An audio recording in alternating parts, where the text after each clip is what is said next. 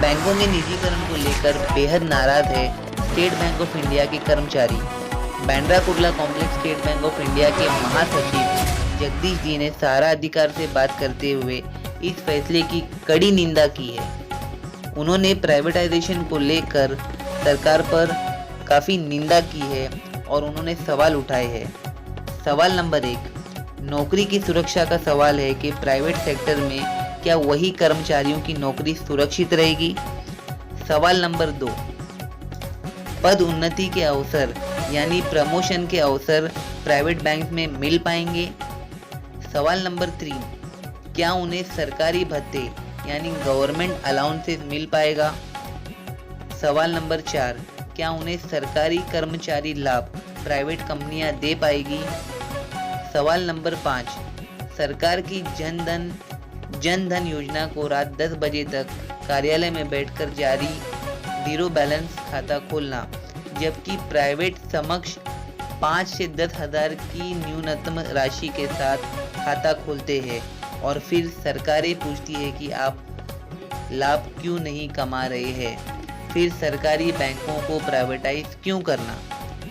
सवाल नंबर 6, सरकारी बैंक द्वारा शुरू की गई जीवन ज्योति बीमा और सुरक्षा बीमा योजना को ₹1 महीना और 330 रुपये प्रति वर्ष में ग्राहकों को सुविधा सरकार की तरफ से उपलब्ध है, जबकि यदि आप प्राइवेट बैंकों में समान आंकड़े देखते हैं तो ये 40 से 50 हज़ार से कम नहीं है, तो फिर प्राइवेटाइज क्यों करना। स्टेट बैंक ऑफ इंडिया के महासचिव जगदीश जी ने भी ये सवाल उठाया।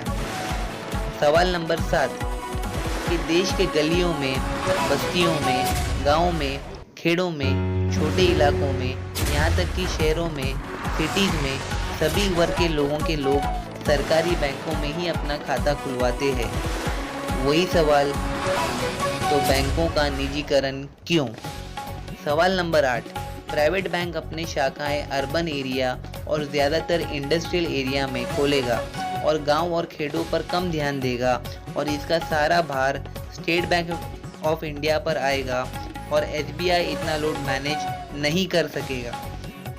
और ऐसे जबरन निजीकरण बैंकों का करना ये बहुत बड़ा नुकसान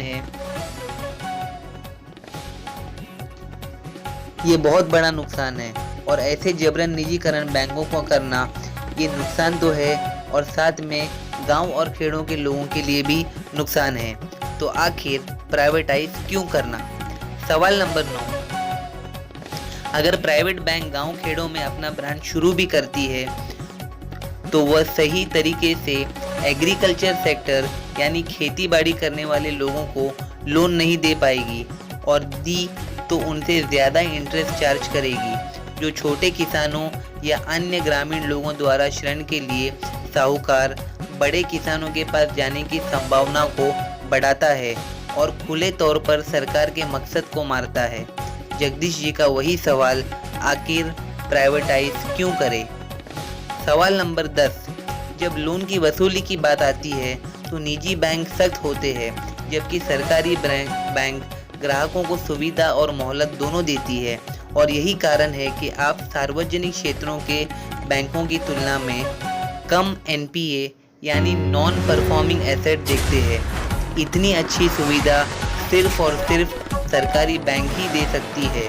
तो जगदीश जी का यही सवाल, सरकारी बैंकों का निजीकरण क्यों। इस सिलसिले को लेकर वो बहुत जल्द मुंबई प्रेस क्लब में एक कॉन्फ्रेंस रखने वाले हैं। देश और दुनिया की तमाम खबरों के लिए देखते रहिए सहारा अधिकार। हेलो फ्रेंड्स, वेलकम टू सहारा अधिकार न्यूज़ चैनल। इस समय हम मुंबई के बांद्रा कुर्ला कॉम्प्लेक्स के स्टेट बैंक ऑफ इंडिया के ब्रांच में हैं, जहां पर हम बात करेंगे जगदीश जी से, जो यहाँ के महासचिव है। जो रिसेंटली मामला केंद्र सरकार की तरफ से आया है कि सारे प्राइवेट बैंकों को प्राइवेटाइजेशन करने का जो निर्णय लिया गया है उससे काफ़ी सारे कर्मचारी खुश नहीं है। इस पर हम चर्चा करेंगे। सर, वेलकम टू सहारा अधिकार न्यूज़ चैनल। रिसेंटली हमने सरकार की तरफ से देखा फैसला कि वो बैंक को प्राइवेटाइज करने में लगे हुए हैं और इस पर काफ़ी सारे बैंक के एम्प्लॉयज़ और टॉप लेवल के जो एम्प्लॉयज़ है वो नाखुश है। इस पर आप क्या कहना चाहते हैं? देखो सर, बात यह है कि 1991 से अपने देश में ये चल रहा है जब भी नरसिंह राव गवर्नमेंट था उनका जो लिबरलाइजेशन, प्राइवेटाइजेशन और ग्लोबलाइजेशन का नारा था, उसके तहत उन्होंने अभी लगातार 91 के बाद ये देश में बहुत सारी सरकारें आ गई है, विभिन्न पक्षों की आ गई। हर सरकार का यही एजेंडा है कि जो गवर्नमेंट स्टेक नेशनलाइज बैंक में है 51% के नीचे उनको लाना है। अभी उन्होंने ये सोचा कि ये पार्लियामेंट में निर्मला सीतारमण जी, हमारे देश की फाइनेंस मिनिस्टर, उन्होंने अनाउंस किया कि ये पार्लियामेंट सेशन में, विंटर पार्लियामेंट सेशन में हम लोग banking regulation act amendment bill लाएंगे और वो बिल अगर पास हो गया तो वो बिल पास होने के बाद गवर्नमेंट को ये अधिकार मिलेंगे कि किसी भी नेशनलाइज बैंक को प्राइवेट बैंक बना सकते हैं। मतलब उनका गवर्नमेंट का स्टेक सिर्फ 26% तक रहेगा। आज जो एज ऑन टुडे 51% है। तो इसके विरोध में बैंक कर्मचारी की यूनियन ने स्ट्राइक का कॉल दिया था 16 और 17 दिसंबर का। सर, हमने देखा रिसेंटली कि काफ़ी सारे बैंक के जो एम्प्लॉयज़ है वो आज़ाद मैदान में इस फैसले से नाखुश है। अगर ये फैसला गवर्नमेंट के अंडर में आता है तो इससे सारे बैंक को कितना बड़ा लॉस होगा, और इस फैसले से आप क्या इसकी निंदा करते हैं, या अगर आप इसको सपोर्ट नहीं करते हैं तो आपका इस पे क्या पक्ष रहेगा? पक्ष यही है कि ये सिर्फ हमने हमारे एम्प्लॉयज़ की वजह से नहीं निर्णय लिया है, ये आम जनता को भी इससे भी नुकसान पहुंचने वाला है। क्योंकि 1969 में जब इंदिरा जी हमारे देश की प्रधानमंत्री थी, उन्होंने देश के हित में प्राइवेट बैंक को नेशनलाइज बैंक किया।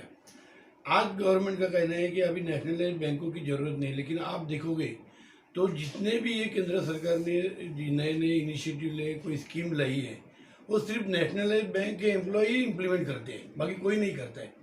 आज देश के ग्रामीण भागों में, रूरल एरिया में अगर देखेंगे तो आम आदमी को जो बैंकिंग फैसिलिटी मिलती है वहाँ पे सिर्फ नेशनलाइज बैंकों की ही शाखा है। कोई प्राइवेट बैंक जाके वहाँ पे शाखा नहीं खुलता है। तो देश को जो अगर एक बार ये प्राइवेटाइज हो गई तो पहला हमें ये डर है कि पहला तो वहाँ जाने के लिए कोई खुश नहीं है, कोई तैयार नहीं है, कोई अपनी शाखा जाके ग्रामीण इसमें खुलता नहीं। और ये जो स्कीम गवर्नमेंट स्पॉन्सर है वो कौन इम्प्लीमेंट करेगा? तो हमारा ये कहना है, ये मानना है हमारा कि नॉट ओनली बैंक एम्प्लॉयज़ लेकिन आम जनता भी इसके विरोध में होनी चाहिए, क्योंकि ये किसी के हित में नहीं है, ये सिर्फ प्राइवेट प्लेयर्स के हित में ही निर्णय है। और इसीलिए हम 2 दिन का स्ट्राइक करके ये इसका निंदा कर रहे हैं, आलोचना कर रहे हैं। क्योंकि ये ऐसा नहीं कि हम इमीडिएटली स्ट्राइक पे उतरे, इसके पहले हमने बहुत सारे एजिटेशंस किए, बहुत सारे रैलीज निकाले, बहुत सारी पत्र करस्पॉन्डेंस किया गवर्नमेंट के साथ, लेकिन फिर भी गवर्नमेंट मानने को तैयार नहीं। फिर भी उन्होंने ऐलान किया कि ये पार्लियामेंट सेशन में हम वो बिल पास करेंगे। तो हमारा ये जो 2 दिन का स्ट्राइक था वो बिल पास करने के खिलाफ है। सर, आप लोग जिस तरह सरकार से नाखुश हो, तो जैसा आप लोगों ने आज़ाद मैदान में धरना दिया है, तो आप लोग क्या न्यायालय का भी दरवाज़ा खटखटाने वाले हो? अगर ज़रूरत पड़ेगी तो वहाँ पे भी जाना होगा, लेकिन हमें ऐसा लग रहा है कि आज तक ये हमारा जो United forum of bank union है, जो अम्ब्रेला ऑर्गेनाइजेशन है अपेक्स लेवल पे, आपको शायद मालूम होगा कि ये पूरी देश भर में जो बैंकिंग इंडस्ट्री है, विभिन्न बैंक की शाखाएँ हैं, उसमें टोटल आज की डेट में 9 यूनियंस है, जो जिसमें से 4 है वो ऑफिसर्स की है, 5 है वो हमारे क्लरिकल और सबऑर्डिनेट स्टाफ की है। तो ये 9 यूनियन इकट्ठा आई है। बहुत दिन पहले वो इकट्ठा आई है, लेकिन ये जो कॉमन कॉज है, जो एम्प्लॉयज़ के लिए भी है और देश की जनता के लिए, इसके खिलाफ लड़ने के लिए, क्योंकि इसके इफेक्ट सिर्फ एम्प्लॉयज़ के नहीं है, एम्प्लॉयज़ का जॉब अपॉर्चुनिटी जाएगा। क्योंकि आपको मालूम है प्राइवेट सेक्टर में जितना जॉब अपॉर्चुनिटी नहीं रहती उतनी जितनी पब्लिक सेक्टर में। और आप लगातार देख रहे हो कि पब्लिक ऑर्गेनाइजेशन है, पब्लिक जो इस्टेब्लिशमेंट है, वो ये गवर्नमेंट लगातार बंद करने के लिए तुली है, वो बेचना चाहती है प्राइवेट सेक्टर को। तो इसके विरोध में ये स्ट्राइक है। और हमारा ये कहना है कि अगर आज 2 दिन का स्ट्राइक किया, ये नहीं मानते हम लोग कि 2 दिन के बाद बैंक गवर्नमेंट वो बिल वापस लेंगी, लेकिन अगर वो उन्होंने प्रयास किया कि बाय हुक और क्रुक ये बिल पास करने का, तो फिर नेक्स्ट लाइन ऑफ ऑर्गेनाइजेशन में भी इंडिफरेंट स्ट्राइक और maybe we will go to court of law also. हमारे चैनल के माध्यम से आप आम जनता को क्या संदेश देना चाहते हो? आम जनता को यही संदेश देना चाहते हैं कि निजीकरण किसी के भी हित में नहीं है। बहुत से आम जनता को ये गलत फहमी है कि ये बैंक एम्प्लॉयज़ उनकी हाल ही 1 साल पहले उनकी वेतन वृद्धि हुई, फिर भी उन्हें स्ट्राइक क्यों करना चाहिए। ये स्ट्राइक हम हमारे अपने लिए नहीं कर रहे। हाँ, हम अपने लोगों के, हमारे बाद आने वाली पीढ़ी की जॉब बचाना चाहते हैं। एक पहला बात तो ये है, जॉब अपॉर्चुनिटी अगर कर्टेल होगी, प्राइवेट सेक्टर के पास बैंकिंग का कंट्रोल जाएगा, तो नेचुरली बैंकिंग इंडस्ट्री में जो जॉब अपॉर्चुनिटीज है वो फिर अफसर की हो या तो क्लरिकल स्टाफ की हो या सबऑर्डिनेट, वो सब कम हो जाएंगी। तो एक तो अनएम्प्लॉयमेंट हो जाएगा, ये पहला है। दूसरी बात ये कि जो पब्लिक सेक्टर के लोगों को, मतलब आम लोगों को पब्लिक सेक्टर बैंक के तहत, आपको मालूम होगा कि कोविड की ज़माने में, कोविड का जो 2 साल था, उसमें ये बैंकिंग सेक्टर को गवर्नमेंट ने इसेंशियल सर्विसेज एक्ट के अंडर वर्क किया। तो उसके बाद किसने सर्विस दी? पब्लिक सेक्टर बैंक को नहीं सर्विस दी आम आदमी को। ये जन धन योजना, मुद्रा योजना और सारे गवर्नमेंट की जो योजना है, डीमोनेटाइजेशन, किसने प्रधानमंत्री ने भी इसकी सराहना की थी कि डीमोनेटाइजेशन सक्सेसफुल हुआ because of nationalised bank employees. अगर इन लोगों ने किया तो फिर उनको प्राइवेट करने की जरूरत है। उनके पास एक ही वजह है कि इनका परफॉर्मेंस अच्छा नहीं, नॉन परफॉर्मिंग एसेट ज़्यादा होते हैं। लेकिन आप अगर कंपेरेटिव स्टेटमेंट देखेंगे तो ज़्यादा नॉन परफॉर्मिंग एसेट्स ये प्राइवेट बैंकों के। कितने सारे बैंक डूब गए, कितने सारे प्राइवेट प्लेयर पैसा लेके भाग के चले गए। मुझे किसी का नाम लेने की जरूरत नहीं, आप लोग जानते हैं। लेकिन इन सबको बेल आउट किया वो नेशनलाइज्ड बैंकों ने किया। इसीलिए हमारा बार बार कहना यही है कि नेशनलाइज्ड सेक्टर में जो बैंकें हैं, नेशनलाइज्ड बैंक है, उनको प्राइवेट सेक्टर में जाने की, प्राइवेट लोगों को, बिजनेसमैन को भेजने की कोई ज़रूरत नहीं है। धन्यवाद सर।